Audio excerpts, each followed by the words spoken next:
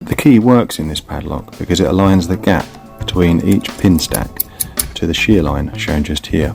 That allows the plug to turn and the shackle to pop. Using a wave rake, we're going to simulate the key today, and as you can see, the wave rake doesn't quite match the key, so we're going to use a scrubbing motion to randomly jiggle the pins until they open. First thing to do is to apply some turning force to the plug. Then I'm going to insert the wave rake and, using that scrubbing motion, randomly jiggle the pins until each one aligns with the shear line. Then the plug turns and the shackle opens.